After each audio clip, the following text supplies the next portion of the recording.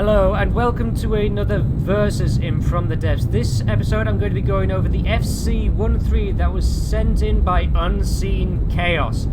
Now this craft is another jet.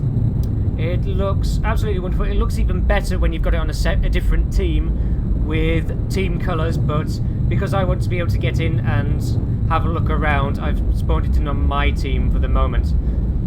Okay, so here we have the wings. The wings are actually deployed, if I go over here, to activate spin blocks 30 degrees, the retreat 30 degrees. All these wings here are all connected to spin blocks. There's one here, one over the other side, and there's two up here controlling the tail fins as well. Now, the things that are attached to spin blocks are not calculated in drag. They do not cause drag at all. So the reason why it's able to keep a decent amount of speed is because of that.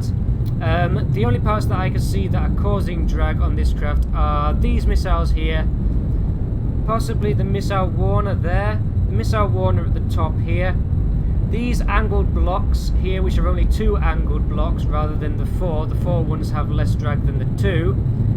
We also have possibly the ejectors here as well, which are causing drag.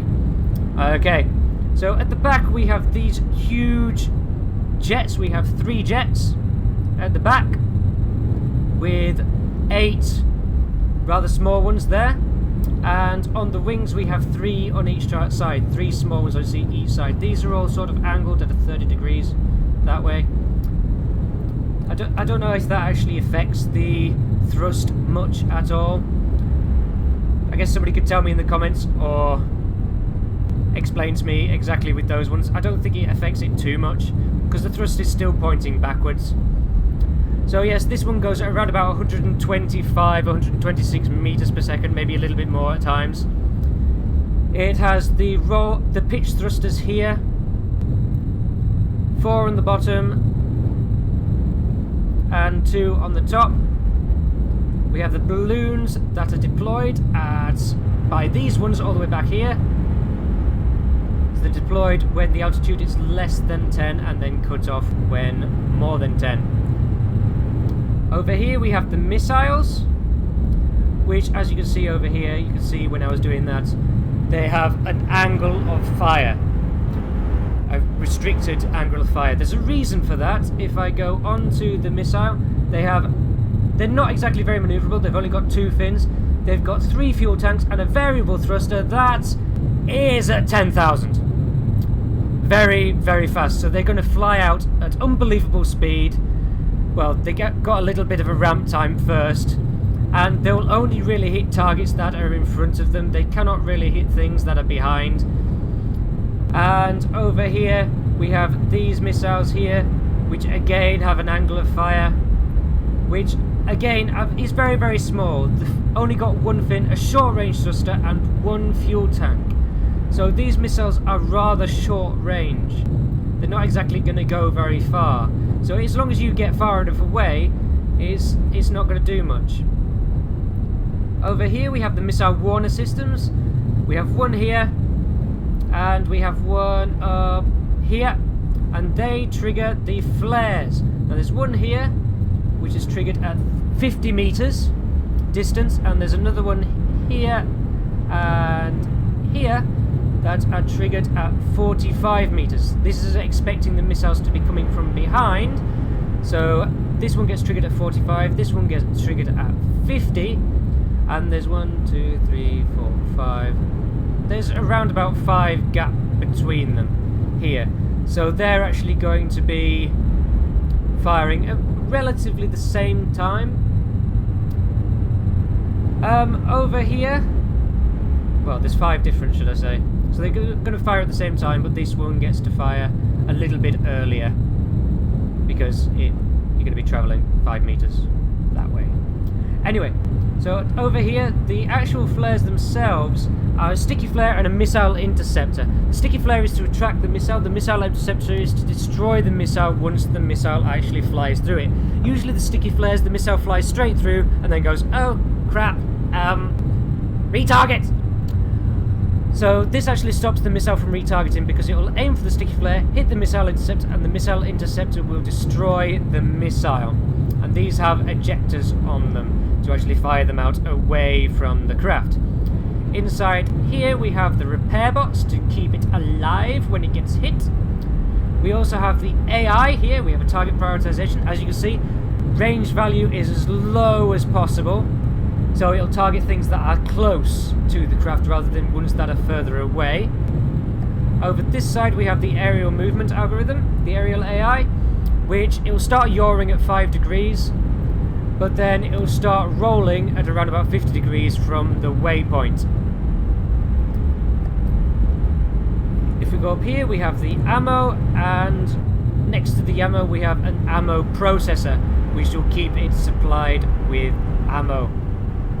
And we have an engine down here which is producing around about 286 power, which is quite nice, I have to say. Okay, so this is going to be going up against the Xenophon.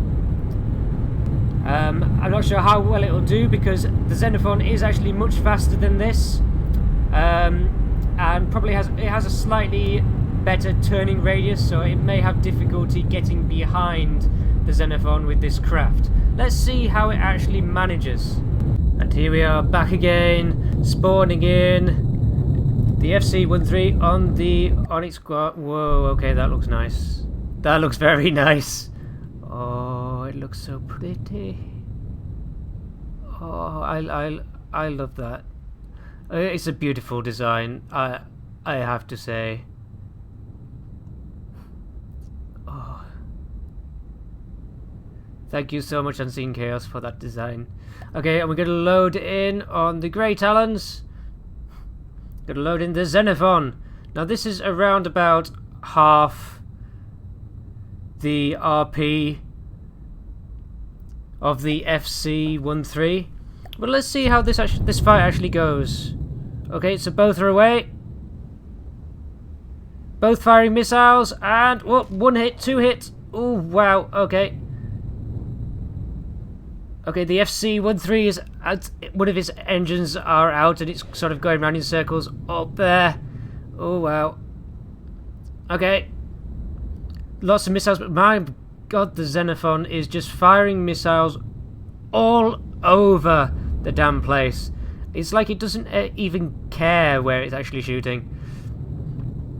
Okay, and it's firing way too early, is that? Okay.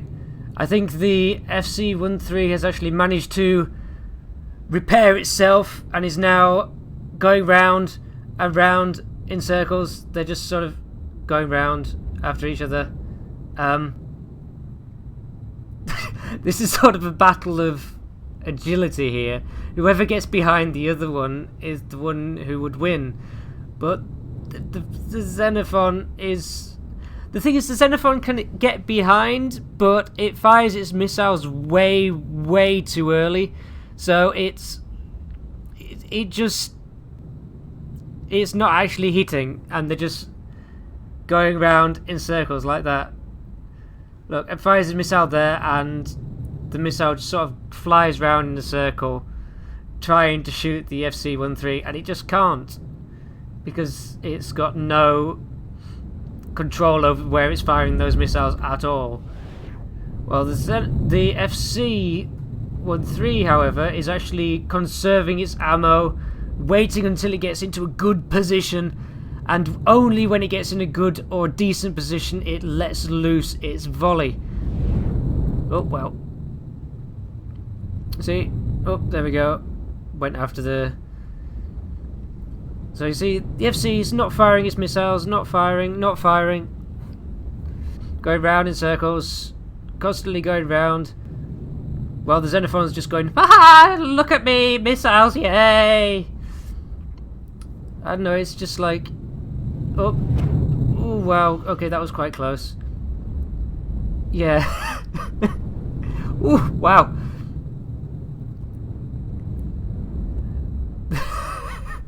Okay, the Xenophon's a bit like a bit like a millionaire who just throws his money at everything, and it's just... he doesn't care what it actually does, whether it's good or not.